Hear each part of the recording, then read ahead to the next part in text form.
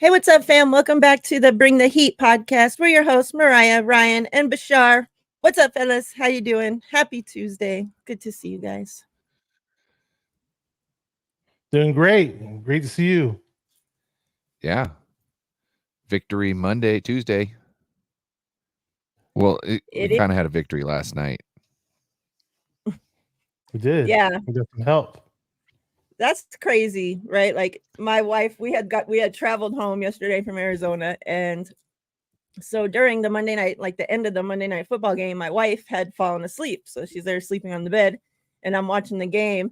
And when Hertz throws that the first of the two interceptions at the end of the game, like I'm like clapping, like yeah, and my wife like wakes up, a little, and she's like looking at me like, what the hell, and she falls back asleep.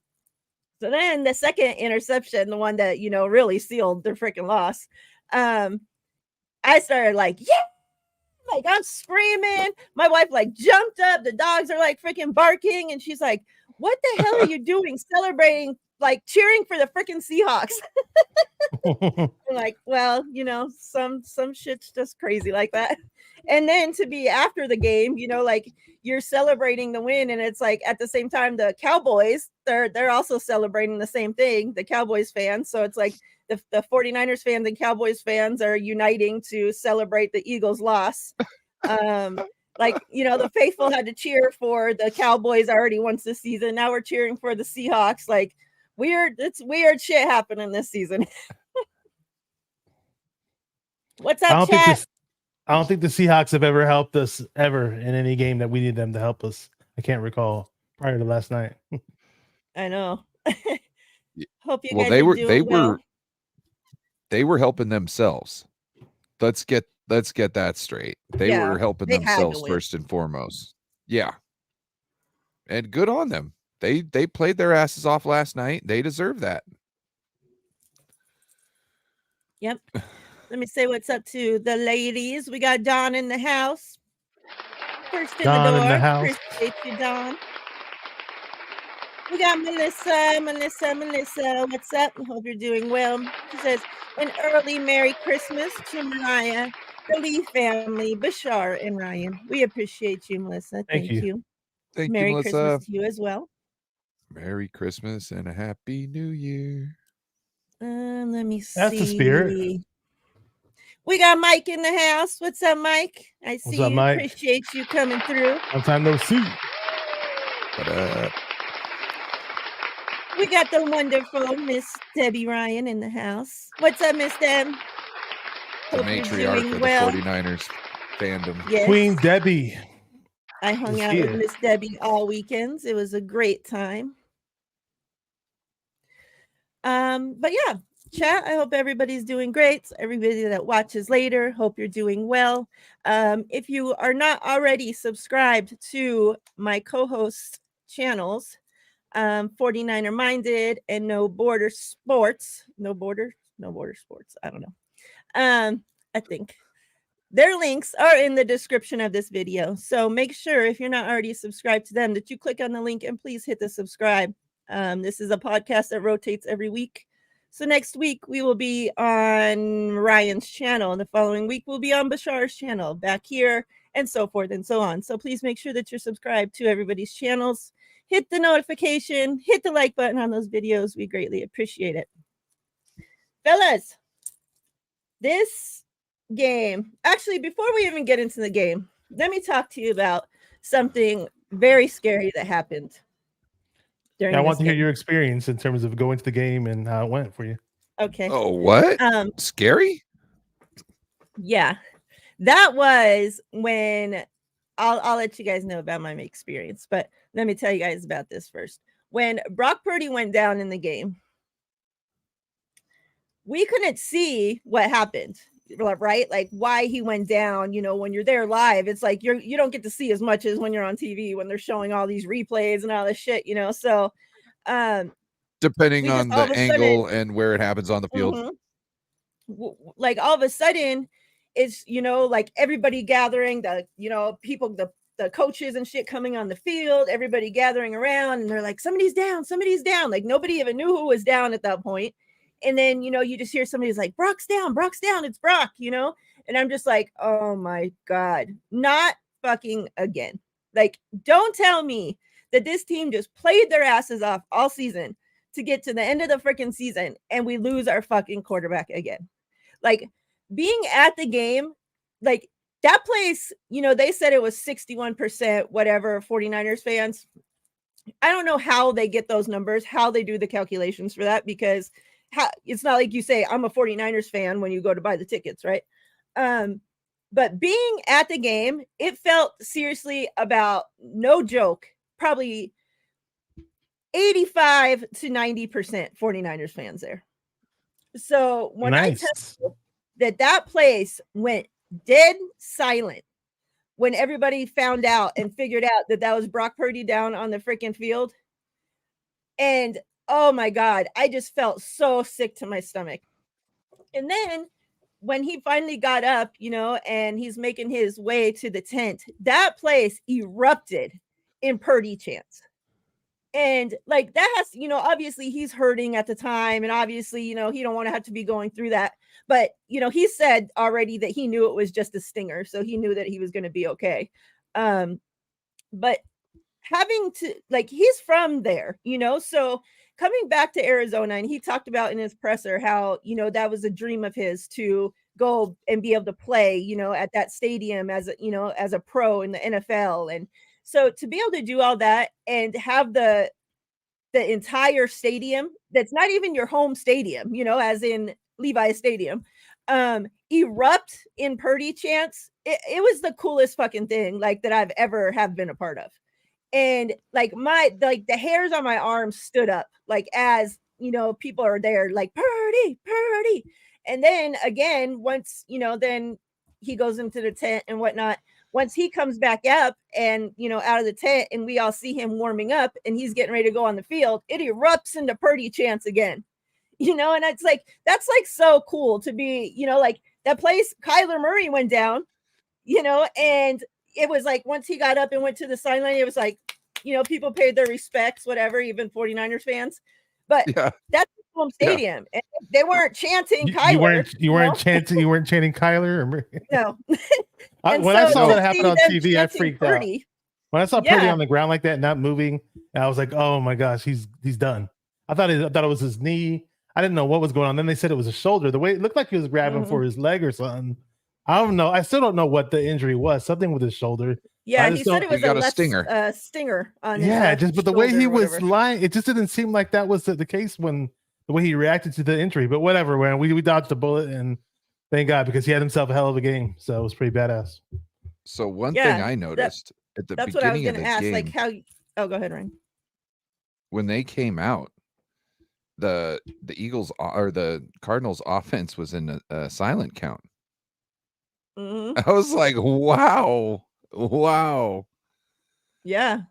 I was going to ask you guys, and Bashar kind of already answered, but being at home, wherever you guys watch the game, how was that experiencing that when, like you said, you still didn't even know what happened to him all this time later, so once you see, Brock Purdy's down and we have no clue what's going on at that point, like, what are you guys thinking as you're watching this happen?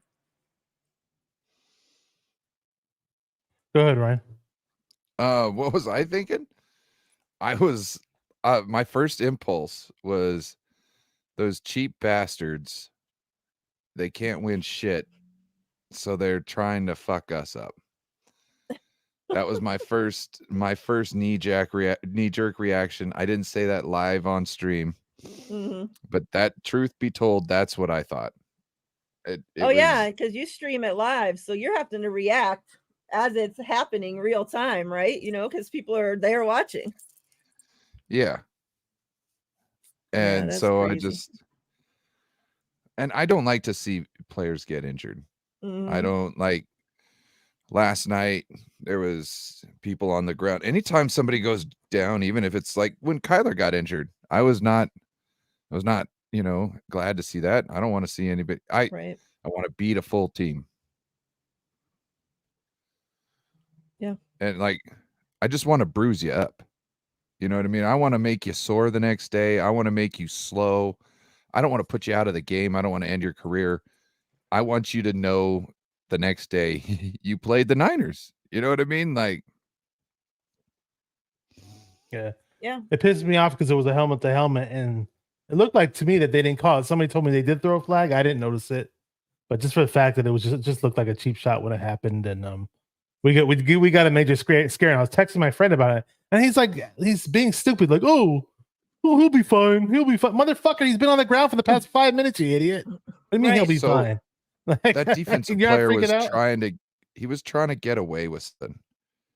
He was trying to hit him just right to where he's maximizing as much that he could do within the barriers of the rules, the parameters of the rules. But what happened is he's not that talented, and he didn't finish correctly, and that's what we saw.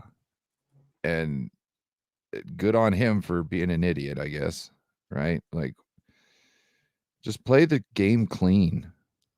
Right. What's up, James? I see you. Says, yo, my sexy bunch of spud-faced cabbage lickers. I can never read that whenever you type that.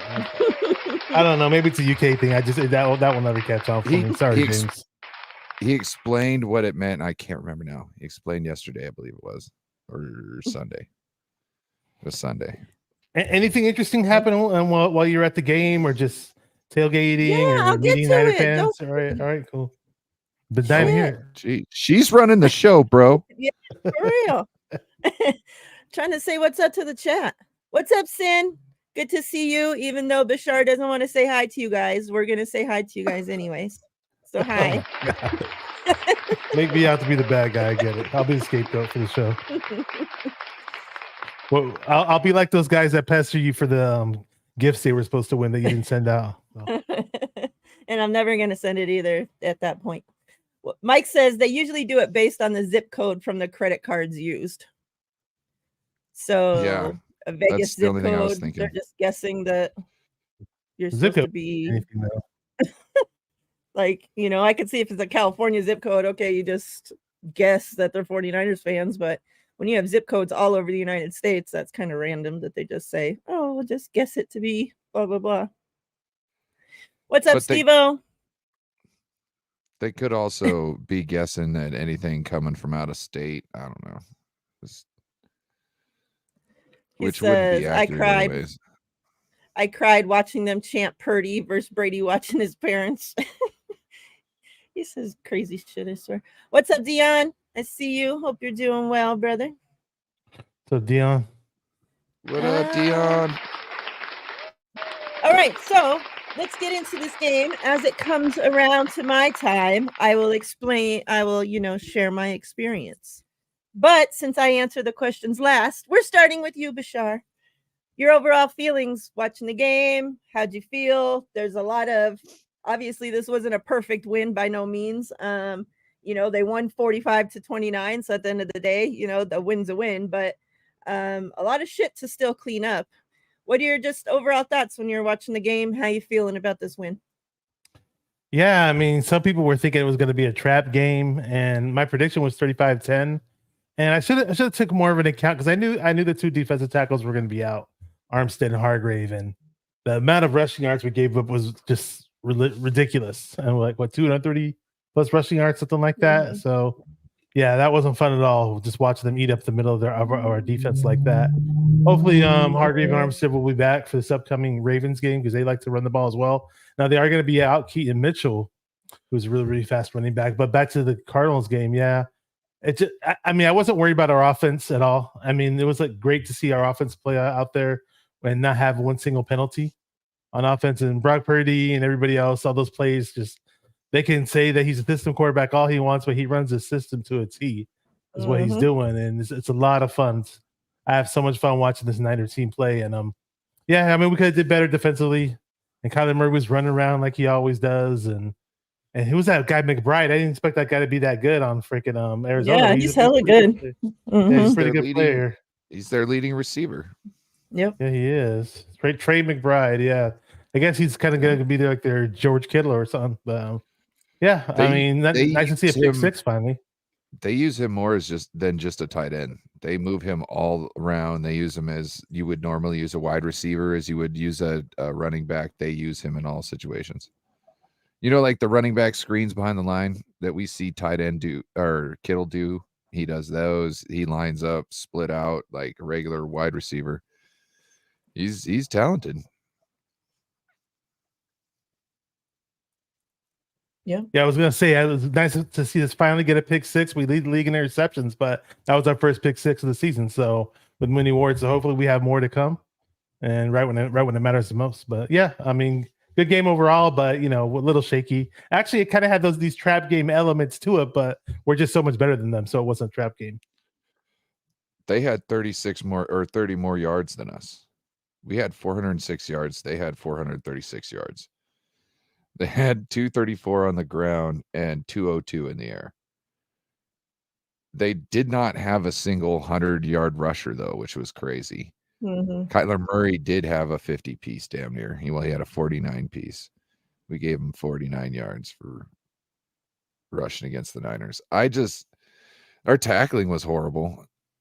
We also were, they were getting to the second level. They also weren't using their outside zone as much. They were hitting us up the middle, and I think that has to do with our defensive tackles being out, which I think is smart. They had one guy, what's his name? What is it? D something. The running back, Amari DeMercado. DeMercado, yeah, he had 4 touches for like 64 yards. Mm-hmm. Yeah. So we had some issues.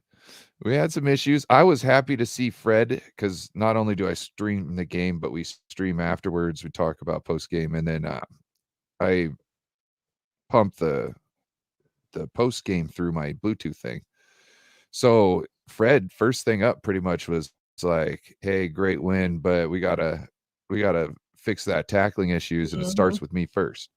So I was happy. James, as we're talking live, James was talking about Fred. There was a lot of bad tackling, and Fred's the first one who needs to own up to it. And in the press conference later, Fred, first thing he does is own up to it. So that was pretty awesome. Speaking of bad tackling, on that one run by Amari DeMercado, the backup running back, the 49-yard touchdown run, that was textbook poor tackling for the 49ers. I mean, so many guys had a shot to get that guy, and they just all messed that one up. That was what really pissed me off. Yeah. Real quick, and this, goes to what I was saying about, how lack thereof Cardinal fans there were. Miss Debbie, she was laughing the whole time because, when the 49ers are on third down or whatnot on offense, they pump on the screen and it says, "Get loud," they're trying to be loud in the stadium. And we would just start cracking up because you would not hear, like, it's seriously like you hear louder claps at a fucking golf game. I'm like, what the hell is going on? Like, you guys are supposed to be getting loud, and it's just like, oh my God, like golf tournament claps. Crazy. Yeah. And Miss Debbie was cracking up about that the whole time. What's up, Joel? I see you. Hope you're doing well, sir. We got Pete in the house. Now, at the same time, what up, Pete? What's up, Bo? Arizona's kind of like a retirement area. So, it might be a little too loud for them to be getting too loud. Maybe. We got David McNiner in the house. What's up? Good to see you. Hope they really love those afternoon games because they can go to bed right afterwards. They have dinner right before the game and then go to bed afterwards. So I see you, Bebop Pepperoni. What's good? Bebop Pepperoni. Bebop with extra pepperoni. So yeah, I had an amazing time at the game. Good. We had great seats. Being there live, I saw the same things you guys did, obviously, and it started with Fred. Like, I'm such a huge Fred Warner fan, and to be there watching him, in person, it's like I want him to be, being the best that he could possibly be out there. And it's like he's missing tackle after tackle after tackle. It was just like, oh my God. And it was like the Cardinals kept going, they went for it on 4th down 4 times and got 3 of them. And it's like they would go, it would be 4th down. The Cardinals are going for it. That place is loud as could fucking possibly be. And then it was just like the defense is just like, okay, go ahead, get the 1st down, no problem. It's like, I'm not going to keep, like we're standing our asses up every fucking time, losing our voice. I still have no freaking voice. And the defense is just out there like, oh, go ahead, get a 1st down, no problem.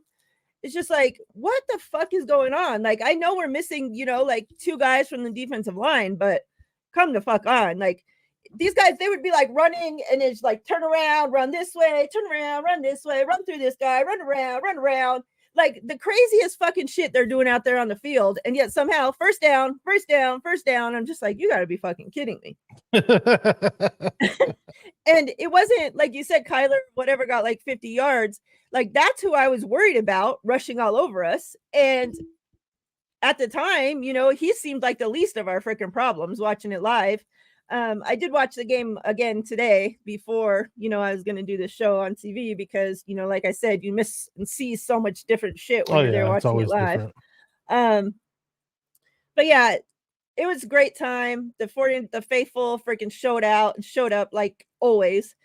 Saturday, there was a bunch of events for the faithful and they were all packed. No matter where you went around that area, you just seen 49er fans everywhere. Like you would have thought you were, in the Bay Area.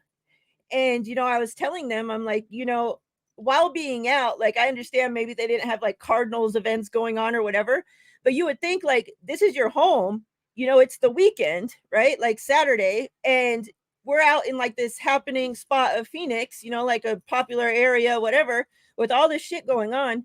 And you see no Cardinals fans, like nobody wearing Cardinals gear anywhere. Like, and it was just like the weirdest shit. Like you literally let us come in and take over your entire fucking city. Like, and you should be fucking embarrassed. Like, because the faithful, man, everywhere you looked were 49ers fans. And it was just, the first time that I've got to be, a part of going to an away game like that. And so it was definitely an awesome experience. I definitely recommend if you are able to sometime, in your lifetime, put it on the bucket list to go to a road game while obviously the 49ers are dominating, and be a part of that takeover because it's a really cool experience. I met some awesome people. We hung out with Denise, Granger, that crazy broad that's always in the chat. We hung out with her the whole weekend, met her daughter. They're both hella cool. Obviously, I told you guys we were with Miss Debbie the whole time. I met Jess. Jess was there. Cool. Yeah. How about John Chapman? I know he was out there. Yeah, we were at Roger's there. Oh, I didn't see him. Yeah. Did anybody walk up to him and be like, hey, you're Miriah? A bunch of people said hi that I unfortunately didn't know, nor do I remember the names, but it was amazing getting to meet. You got all these fans coming up to you?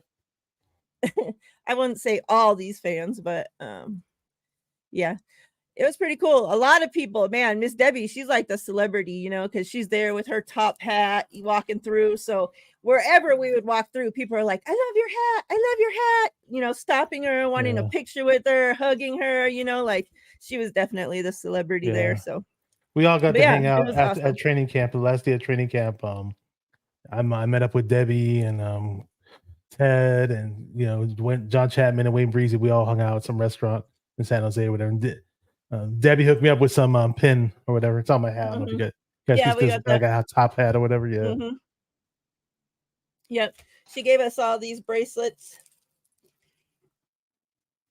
Cool. Like all these different charms on it. Awesome. Me, my wife, Miss Debbie and Denise, we were all wearing these all weekend. We matched and it makes some noise. So you could hear us everywhere we went. Oh. So yeah, it was a great time. I can't wait to do it again. Are those to like combat the Swifties like Chiefs bracelets and shit like that? Maybe. Is that what they are? Okay. To combat the friendship I'm down bracelet. for whatever works. Oh, Taylor Swift. So, yeah. I'm down for whatever works. What's up, Rick? Good to see you. What's up, Rick? See Randy's here. What's up, Randy? Let me make sure I didn't miss anybody real quick. I think that was it. All right. So yeah, I definitely, now my wife driving home, my wife's like, maybe we can move to Arizona. Like, okay, baby. There you go. You're not too far from that. It's definitely cheaper there than it is here. Okay. Gas is a lot cheaper. Everything, food, everything was freaking cheaper than it is here. So that's a plus. It's cheaper. All right. So obviously with this win, the 49ers are now NFC West champs again. Love it. Love it. T-shirts and hats. Yep. Hats and T-shirts.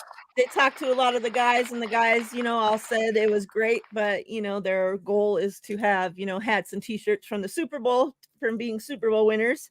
And I agree. Like, obviously this has to be, you can't win the Super Bowl without, check marking these other steps along the way.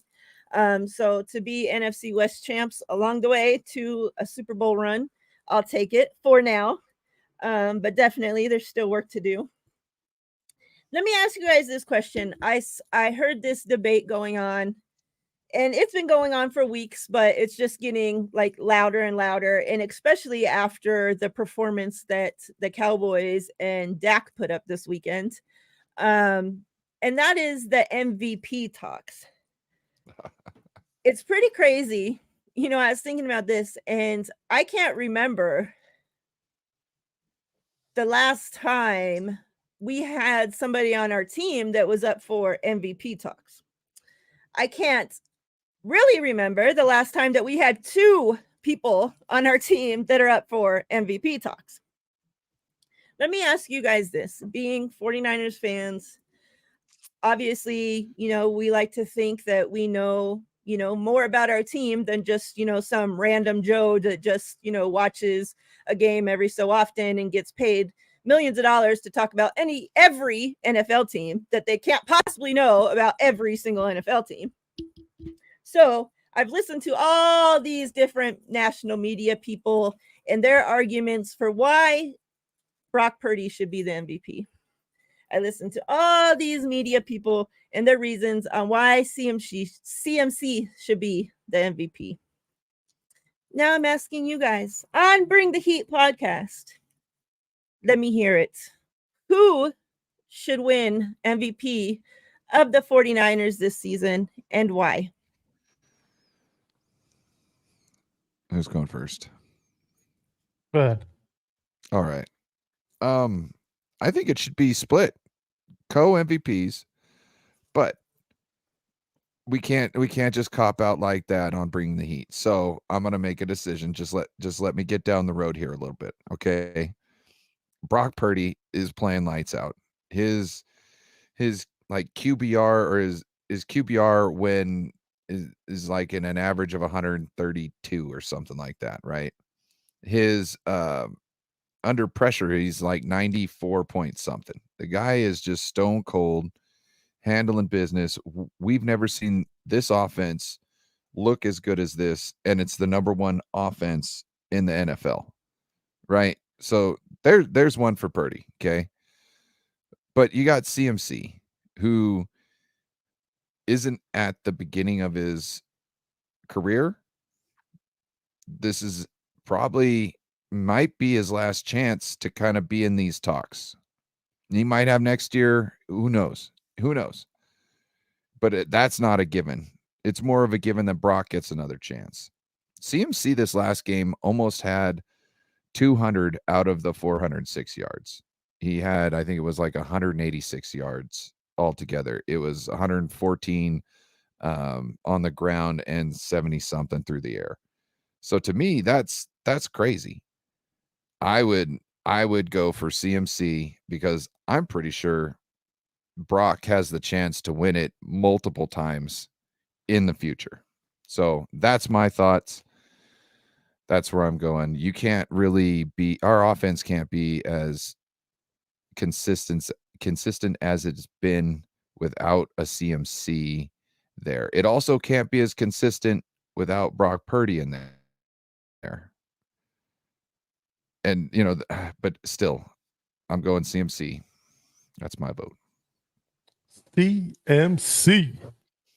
Yeah, on this conversation. I mean, the moment I saw Brock light it up against the Cowboys, I was messaging people and I was tweeting, "Hey, man, Brock Purdy's looking like he wants to be part of this MVP conversation." A lot of people disregarded that, and it wasn't just me that said. A few other people said it as well, but a lot of people disregarded it and they're like, "Oh, no, CMC is definitely the MVP." Yada yada yada. And the next thing that we hit that 3-game slump, right? And a lot of people were shitting on Brock. I was like, no, just wait.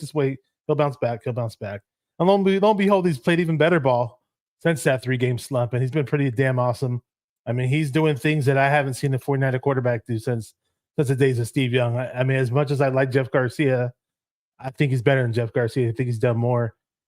They registered some stat that 16% of the time, 16% of the 49ers plays are explosive plays down the field. It's some type of big play metric that's like a newer stat. Anyways, the only other team that has matched that is the Greatest Show on Turf. Those Kurt Warner led teams. Not sure what season, but yeah, it's very rare that you see any NFL team be as efficient in these big explosive plays as much as we are, and Brock Purdy has a lot to do with that, in my opinion. CMC is doing a lot of really, really great things. I get it. He's scoring a ton of touchdowns and getting all kinds of yards. And but I mean, the last running back to win an MVP is Adrian Peterson. We're talking way back in 2012. It's primarily a quarterback award. And again, we've had pretty good running backs. I mean, not as good as what CMC is doing this year, I guess. Frank Gore had a couple of years here and there where he blew up. But yeah, I just think what Purdy's doing is really, really, really special. He's playing at an elite level. People can bullshit and say he's not elite all they want. Well, his numbers that he's putting up are definitely elite, and the team's playing at an elite level, and that's all I need. But at the end of the day, if he doesn't win, I'm not going to be crying over spilled milk. Or if CMC doesn't win, I'm not going to cry over spilled milk, because we all know what the important goal is and what the more important prize is. So that's that. So let me ask you guys this. Now, a big part of the 49ers' success is obviously the fact that, I mean, yeah, how great everybody's playing, but Brock Purdy being on a rookie contract, allowing you to be able to pay on and have all this talent around him and have a stacked team, right? So in a year or two, when it becomes time for Brock Purdy to get paid, do you make him the highest paid quarterback in the league, then cutting back on the talent on the team that he has around him? Because obviously we know what happens when you're paying a quarterback high ass money. You can't pay everybody. You can't keep all these people on the fucking team like we've been able to these last couple years with a quarterback on a rookie scale. And I think that's, a part of it that goes into this whole MVP thing. And why I think, Brock, he's so important to this 49ers team right now. Obviously, not just playing the most important position on the team, but the fact that he makes so little of the money and you're able to stack this freaking team around him. So are you guys going to hand him and cut him this check? Obviously not you guys, but what I mean. Are you guys okay with them cutting him and this check, making him the highest paid quarterback and us losing talent around him? And then is he able to then take this 49ers team and still carry us to the playoffs, to the Super Bowl, without having all this talent around him? Because I think that's when it gets tricky. Yeah, I mean, we don't have to pay him technically until 2025. So we definitely do have time on our hands. Whether we do it before that comes up, because who knows, they may extend them early, right? And that could happen. Maybe it's better they do extend them early rather than wait, because the price does go up, as they say. But hopefully this isn't a flash in the pan, and we get a whole lot more out of. And hopefully Brock Purdy's in these MVP talks. year after year. As long as he's in the conversation, I think they'll be just fine. Obviously, with paying him. The salary cap does go up in certain years. It doesn't necessarily go up every year, I think, but in some years it does go up pretty substantially. So I just hope we draft pretty well in these next few years, and that's gonna be very it's gonna be very important for us to draft well. What they do with the replacing Trent Williams in the future, trying to find replacements for guys like Kittle and whoever else may leave or whoever else may retire. That's really, really important. So, but to have a franchise quarterback on your hands for 10 plus years is special, assuming he's that franchise guy. I very much think so. He is. So, there's plenty of times where I watch him. I'm like, damn, I think, it's great. It's great to have a cheap quarterback and say, hey, we're not really paying him anything and we're winning. But at the same time, I'm also like, damn, this guy is such a stud, dude. I wish he'd totally get his bag, and he totally deserves it. So I definitely want to see the guy get paid, especially I just think he's going to be the guy for quite some time. So they got to pay him. Go ahead and pay him. If he keeps this up, I think you have to. It would be the biggest douchebag move to just kick him to the curb and use him up, essentially, or use up his best years hella cheap and not give him the bag. But at the same time, I don't think Brock Purdy wants to cripple the team with his bag. I think imagine the system that he came up in. Look at who he had on the team. He wants to have people like that around him. So I'm sure if there's a way for them to word it and get it to where he still gets a good chunk of change and he's not necessarily cutting into the cap so much to make. Now, look, it's not like you're going to be able to keep everybody, like all the 5 weapons there once he gets the deal.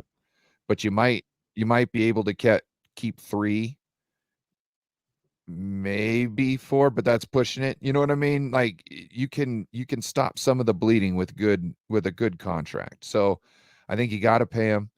You could try and draft quarterbacks over and over and over and over again until you think you got somebody who can work the offense like that. But all you're doing is showing everybody who's coming up playing football, anybody who's playing football now, that we're just going to use you in the quarterback position. And I don't think that's good.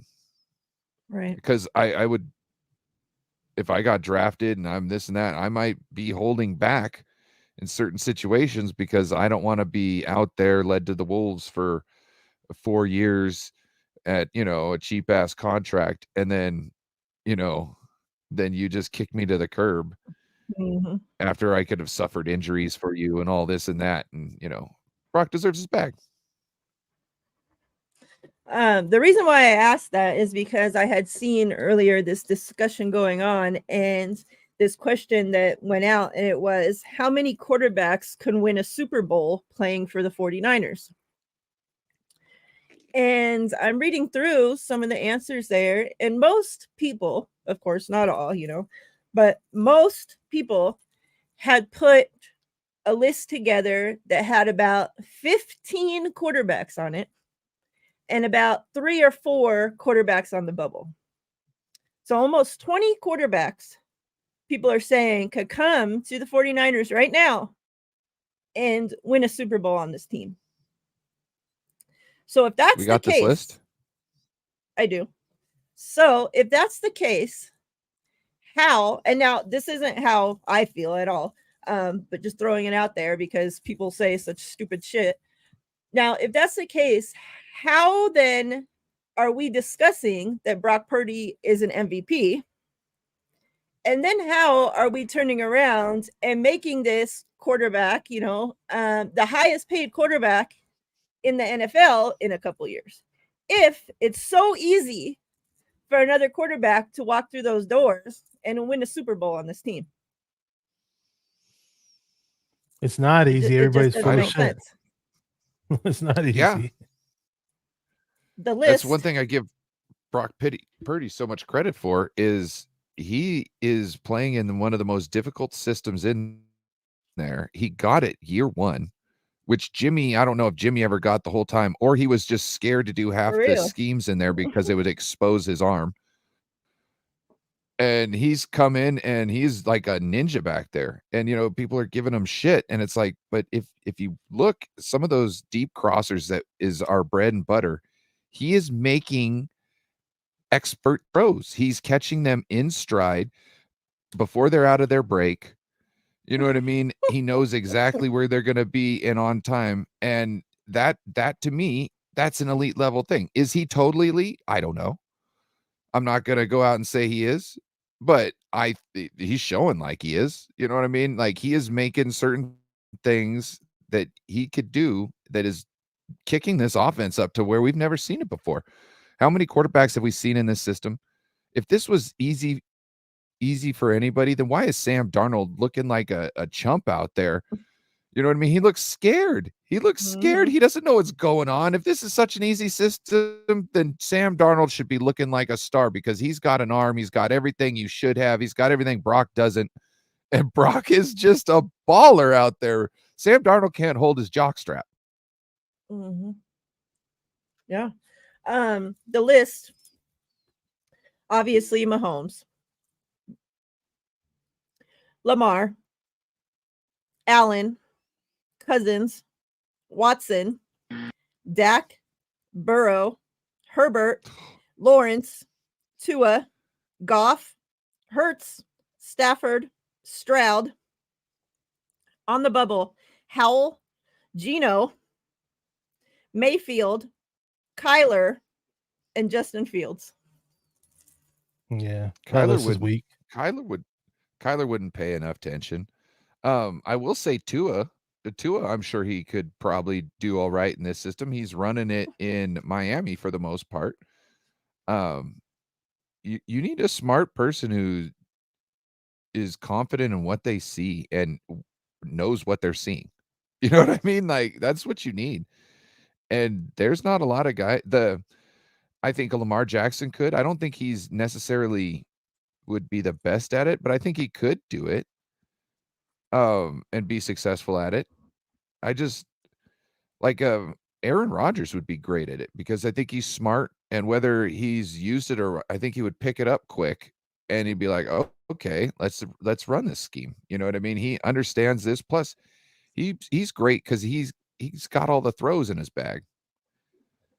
So even when things go awry, he can use his arm talent to make it a good play, and by throwing him open. Yeah, that's special. I was just thinking back to Sam Darnold. Everybody makes it sound like, oh, anybody could step in and do what Purdy's doing. It's so easy. He's got the best weapons. Everybody's wide open, and everything's set up for him. Of course he's doing good. Of course he's going to do good. Like, dude, you could throw in a whole bunch of other quarterbacks in there, and they're not going to look nearly as good as Purdy's doing. And that includes some of the people that you mentioned on that list. And definitely when we saw, and Darnold was I get it, Darnold was 2 or 3, but 2 for 3 that is. But we were so happy when he was finally off the field. I was like, okay, good, because this guy, if this is who we're gonna have from the rest of the season until the playoffs, we're done. You could just tell, you could just see it in his body language. You could just tell. And normally, any past quarterbacks we've had, their body language is not what Purdy has, and that's what. And a lot of people say, "Hey, never bring up Montana. No. How dare you compare Purdy to Montana?" I haven't. Even Steve Young it took a while for Steve Young to get to become a poised passer. Actually, early on Steve Young's career, though, he was a little erratic, and like I never see Brock get rattled ever. The calmness that he has is similar to Joe Montana. Even Rex Ryan was saying it on TV not too long ago. I mean, I think we really have a special player on our hands. So they can put together those lists all they want. Nick Wright can say that Baker Mayfield would have done a better job as a 49ers quarterback this year. He could say that all he wants. We know the product that we're getting on the field, and I think we have a special player. I didn't expect this. None of us really expected it. If you're saying that you expected it, you're a liar. But at the end of the day, we're very fortunate to have him as our quarterback. He looks like a soldier who's seen so much combat that when bullets are flying, he is not affected by it whatsoever because it's just another day. You know what I mean? And to have that this soon out of college, it's crazy. Yeah, I forgot to mention He does have remember how they flash up that stat about the quarterbacks with the most 140 plus passer rating games in a season? And so he had four of them a few weeks ago, and he was tied with Tom Brady, who had two seasons like that where he had 4 games that were 140 plus quarterback ratings. Aaron Rodgers had 1 year like that, and Roger Staubach had another season like that. Those were the only quarterbacks in NFL history to have that. Well, Brock Purdy just had another 140 plus QB rating game as well, so he surpassed them. Nice. He just breaks records. That's what he's doing. Yeah, and it's funny you brought that up about Montana, because I was watching Fred Warner's podcast earlier, and he had Jerry Rice on there, and Jerry, we don't have to compare Brock to Montana, because Jerry Rice, the GOAT of all GOATs, was on the Fred Warner's podcast, and he compared Brock Purdy to Montana, and said that he said Brock reminds me a lot of Montana. His coolness, he doesn't get rattled. So almost basically what you just said. And then something, real quick, let me throw this, thing out there that Shanahan said. They had asked Shanahan about what about Brock, is able to take Shanahan's offense to that next level. What does he do so well to make Shanahan's offense look like we've never seen it look before? And Shanahan says he sees the whole field. Nothing he can't do. He's poised. He sees and he reacts. He said if something's not there, that he finds a way to create off schedule. And then he said the amount of plays he makes, on his own, that if shit breaks down and isn't going perfect, the amount of plays that Brock Purdy, he said, has made on his own like that in the last 2 seasons, which, basically a season and a half it'll be, but, he said 2 seasons, is the most than any quarterback that he's ever been around and that's ever played in his system. So it's the fans, we don't have to say it, but it's the coaches are saying it. The GOATs that, Jerry, that's hanging around, he's always there at the home games. If you think that guy don't know what's going on, with the 49ers organization, you're sadly fucking mistaken. He is around there a lot. He talked about the reason he's around there a lot. And he talked about on the podcast too, that he just loves football so much and loves the fans so much and loves that 49ers team so much that he wants to be there any chance that he can get. So this guy's seeing what's going on behind the scenes, what's there going on game days, warm-ups, all this shit. He's talking to the players. He's hearing what these other guys are saying about Purdy. And he's coming out and saying that Purdy reminds him of Montana. So I think that's, the highest praise that you could possibly get when the GOAT, somebody that caught passes from Montana for years, is comparing you to Joe Montana. I wish I had the clip to show it to you. I either saw it on Instagram yesterday or Twitter, but there was one play during the game. I didn't notice it during the game as much, but it was they looked like the Cardinals were going to rush about 4 or 5 guys.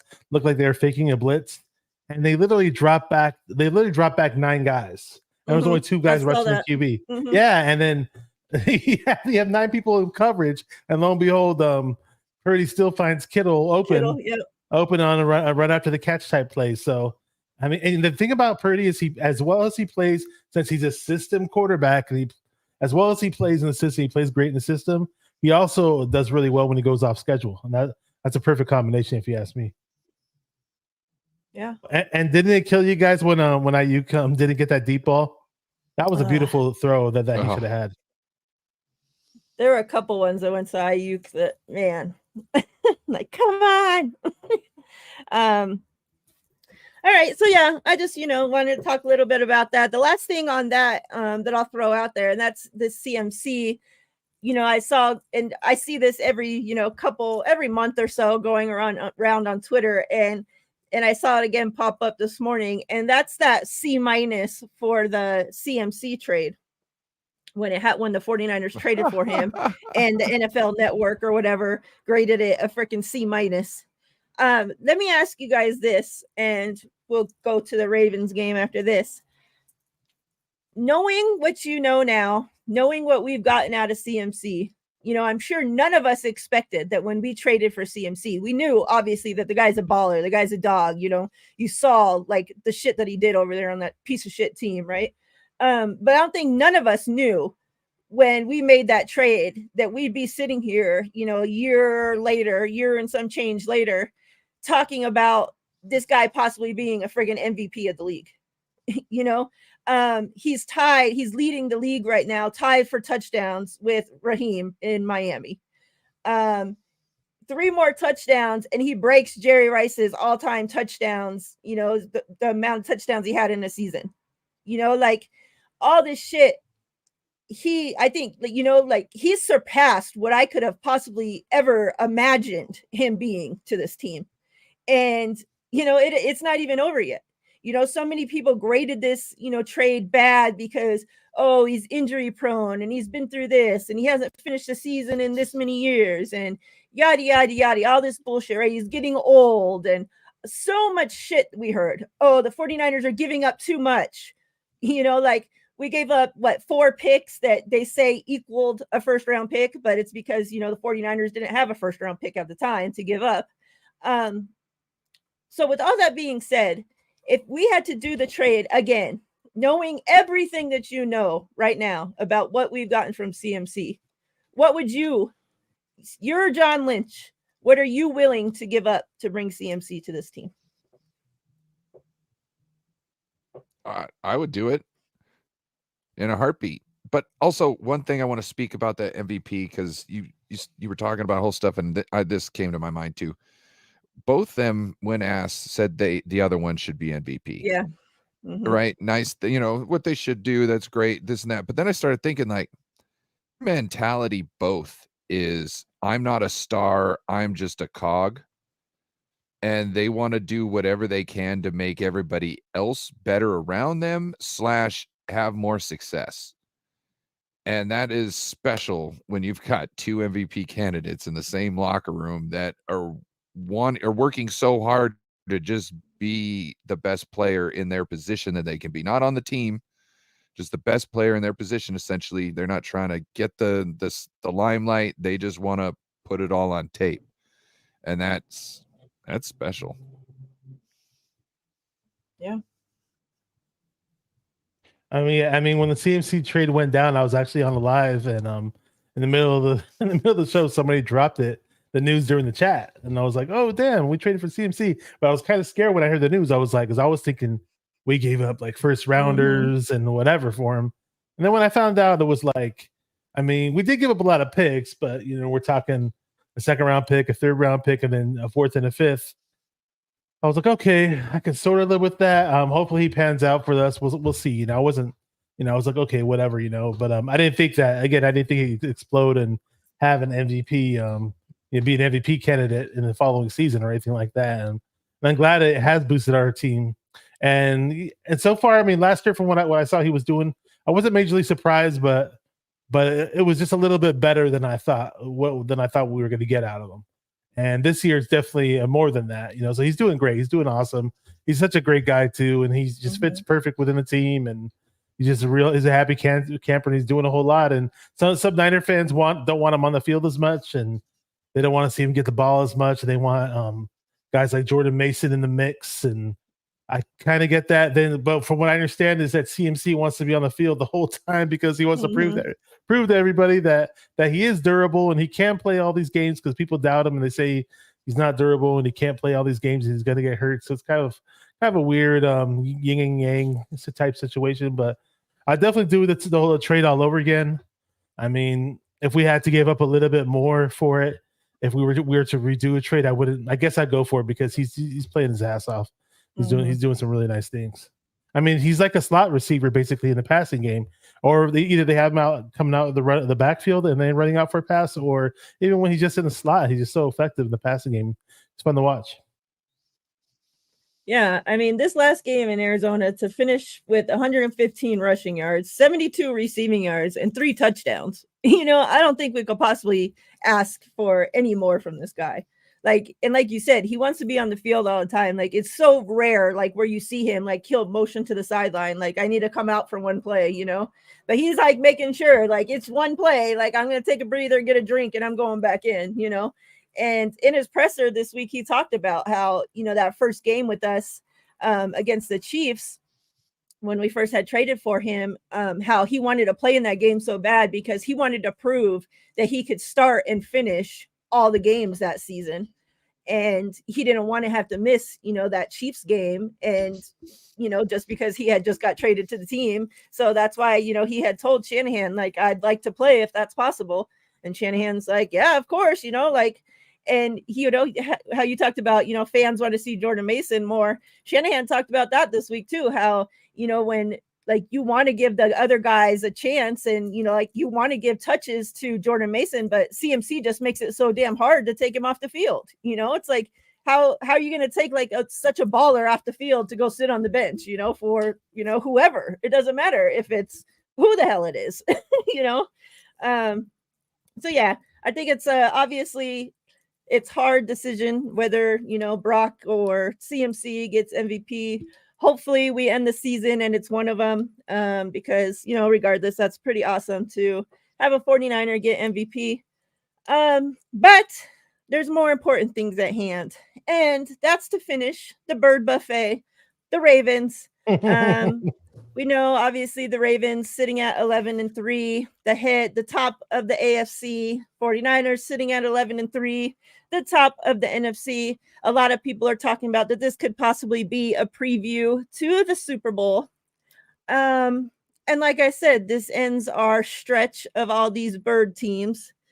Christmas night, Christmas evening, the Ravens come to town. Ravens, number one defense in the league, right there, neck and neck with the 49ers. Their defense is playing great. This is the most weapons that Lamar Jackson has had since he's been a Raven. And he's playing pretty good football. You know, he's played every game so far this season, hasn't been hurt. How you guys feeling about this game? Let me know.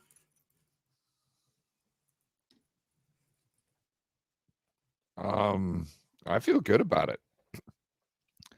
I'm not saying I believe they're a paper tiger, but I think when they come up against real opposition, I don't know if they're going to be able to stand. A lot of their drives that I've seen, they're not necessarily scoring on every drive like we do. Not that we score on every drive, but you know what I'm saying? Like we consistently go down the field and put up points, and they've been touchdowns over field goals this year. We haven't used Jake Moody much since the 3-game loss. You know what I mean? It's just been, we're getting it in the end zone every time we're down there. Mm-hmm. So with them, if we can collapse the pocket like we did against Jalen Hurts with Lamar Jackson, which I think that's why we didn't do it last week or this week with Kyler Murray, is because I didn't think we wanted to put too much on tape for Lamar Jackson. So I think if we constrict that pocket, make him be one-dimensional, have to beat us with his arm, let our DBs handle that business, I think we can beat them, because I don't think they consistently can go down the field and score on our defense and outscore us. I think we will. I don't know if we'll be 2 touchdowns up on them. I can see us being about 10 points up on them, but yeah, I think we got, as long as we can stop the run game, which it seems like it's in our favor right now, as long as our guys come back. Yeah. Yeah, the run game is key because, like you mentioned, if the guys come back, Hargrave and Armstead better be back. What I heard was Khalil Davis has some type of injury and he's going to be out. High ankle. Yep. Yeah, and we just brought him in a few weeks ago in that Eagles game, and that sucks because I've been dying to see the guy come out there, and he didn't do that great this past game. I get it, but to lose him, it's like, damn, man, that really, really sucks. Ruins our depth a bit, but yeah, other guys got to step up. Hargrave and Armstead better be back. They better be playing the, prior to this game. I don't know about now, but we were the leading run defense in the NFL. which was pretty cool. Part of it was because we were up so much on teams, so I get that teams are forced to pass, so they're not going to be running as much. But Baltimore Ravens are very much a run first team, and we're going to have our hands full trying to stop them. Now that speedy running back of theirs, Keaton Mitchell, is out, and I was worried about facing him. But they do have a running back that's more of a power runner. I just had his name up in a second. He basically leads them in rushing touchdowns. He's got 11 rushing touchdowns, and I'll get you his name in just a second. It's Gus Edwards. Yeah, about 6'1", 238. He's the total power back. And Lamar Jackson himself, he has 741 rushing yards, 5 touchdowns. Lamar Jackson, I mean, he's not going to kill anybody or destroy anybody in the passing game, but he's doing okay. 18 touchdowns, 7 interceptions, 2,945 yards. So you just have to account for that whole team in general. Now they have Odell Beckham Jr. helping them out in the passing game. I believe their tight end's still out, right? Or is he playing, Edwards? I don't know if you guys know if the tight end is out. Andrews, Mark Andrews, he's out. Yeah, he's out. He is out. Okay. Yeah, Edwards, but they have their backup tight end. He's good. Their second-year guy. Yeah, they always seem to have a good tight end, and O-line's always strong, and always. Yeah, and they have the best pass rush in the NFL right now in terms of sacks. They have about, I believe last time I checked, they had 49 sacks for the season. They might have a little bit more now. So, they're first in the league in sacks. So that's definitely something to worry about when you got McKivitz on one side. Now the O-line, they did a nice job this past week. They didn't give up any penalties on the O-line. The offense didn't have any penalties. And McKivitz, I mean, for as bad as I thought he'd be, he's a lot better than I thought he'd be. But he's still not that great. But I mean, we'll see. Hopefully these guys do step up, and we'll be Baltimore. I mean, it's probably going to be a much closer game than we're used to. But then again, the 49ers seem to step up and play these good teams and kick their ass really bad. So I'll welcome that. I'll take that any day if that's the case. Yeah, I mean, I wasn't really, obviously, I think this will probably be one of our biggest challenges up to this point. But I wasn't as worried about them until we played the Cardinals this week, because obviously the Cardinals we saw, and this plays a big part, whether, like you said, Armstead or Javon's going to be back. But if we let the Cardinals rush all over us like that, and the Ravens are a hell of a better rushing team than the Cardinals are, now I'm kind of worried, because what if, Shanahan said those guys are, they're playing it like they did last week. It's pretty much a day-by-day situation. They'll see if they're able to go or they're not able to go, so it's not like it sounds great, like where he's like, oh, I'm, pretty sure they'll be back this week or something. No, none of that shit. Like, he has no idea whether they're going to be back or not. And so we can't just go on thinking like, oh yeah, they're going to be back and all's going to be well and dandy, because like you said, Clea Davis is out. Now our depth is totally fucking gone, so like if they're not back and we have Kinlaw and Givens starting and something happens, like we're fucked. Ty McGillen can't help much either. Yeah, and they asked Shanahan, if they were going to get what's his name? Sue, whatever. And Shanahan said he's not a part of the plans, at this point. Like, they hadn't talked about it or haven't reached out to him or anything.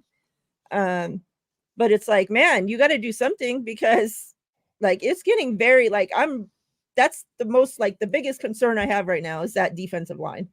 And we're just so thin. We cannot lose another fucking guy there.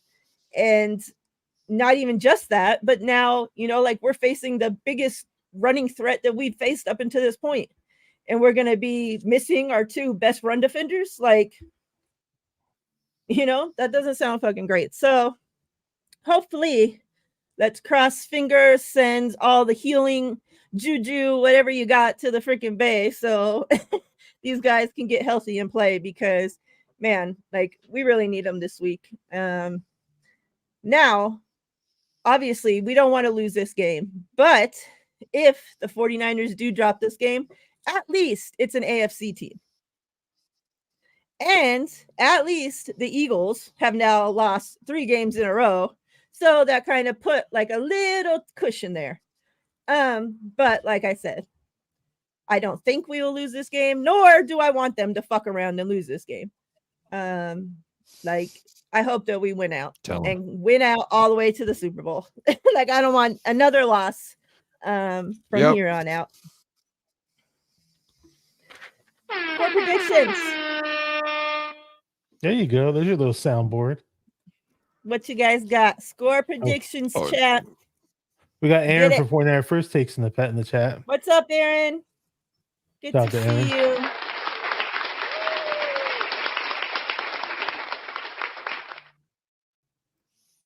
Sorry. Good night, Don. Just getting the night, Don. All right. Score prediction. What you got? I haven't thought of one yet, but I'm going to go with. All right. You haven't? I'm going to go with 29-21. Okay. Kind of like mine. Mine's 28-17. I'd love to see us. I keep calling the dirty pretty 30. We put up like 45 this past weekend, which was nice. We're second. We were third in the NFL and the most points scored in terms of average. And it would be nice to put up 30 and plus. Trust me, it would. But I'll be a little bit more modest this week, and I'll say 28-17. And yeah, and we're playing a really good team, and I still think we had the edge though. We're gonna be at Levi's, and we're gonna kick their ass. Can I change mine? Sure. I'm gonna go 29-20. 2 touchdowns and 2 field goals. I forgot about Justin Tucker. Okay. The guy can snipe one from the 40 on the opposite side. You know what I'm saying? So, yeah. Kickers are so money against this team, against this Niner team, I swear. Like when Matt, I know it was only a dome, but still, like anytime Matt Prater kicked, like when he kicked that long one, I was like, I know he's gonna make this. And I'd hate to be in a situation where a kicker has to make a damn field goal against us. That just really pissed me off. I'm gonna go, and that guy is hella old too, right? Matt Prater. Yeah, like he was like a kicker when Tim Tebow was playing. Like what the hell? I'm gonna go 31-20. I think that we still get 30 plus points. Screw their defense. Screw those freaking birds. Yeah. We're eating bird for one more week, family. Okay. I know we're sick of bird now, but we got to eat it one last week. Then we're on to better eatings. I had fried chicken today. That's bird. There you go. That is. What do you guys got going on the rest of the week? Going on the rest of the week, gonna be on TED Talks Ball. Well, sorry, we do a collab thing. It's called Ball with Bash and Ted every Friday at 3:00. Raj and myself go live at 7 p.m. on Fridays, and on Saturday I'll have a preview show with Aaron at 3 p.m. Pacific time. Should be fun. So there you go. All right. I got the rivalry with Joe Stevens tomorrow night at 6:00 on Joe Stevens Seahawk Talk channel. Make sure to check us out. I will put a notification in the community tab. And then Thursday I'll be streaming the game, so come check me out. I'll be streaming the game live. And then Friday, I'm probably going to be on the Friday night show. That's still up in the air, but let me know. Hit me up. Sounds great. I do not know yet when I'll be going live with TL. Stay tuned. Thursday, me and Steph, 2 Goat Show, 3 Pacific time. And then we're kind of splitting it up. We're having our Ravens guest. She'll be coming on with us Friday evening at 6:45 Pacific time, 9:45 Eastern. So we'll do, just like a quick little 30-minute show with her, see what the Ravens got cooking over there. And yeah, that's what we got this week. Chat, you guys are great. As always, we appreciate you all. Like I said at the beginning of the show, if you guys are not already subscribed to Bashar and to Ryan, the links to their channel are in the description box of this video. So please make sure that you go hit that link, hit that subscribe button because this is a podcast that rotates every week.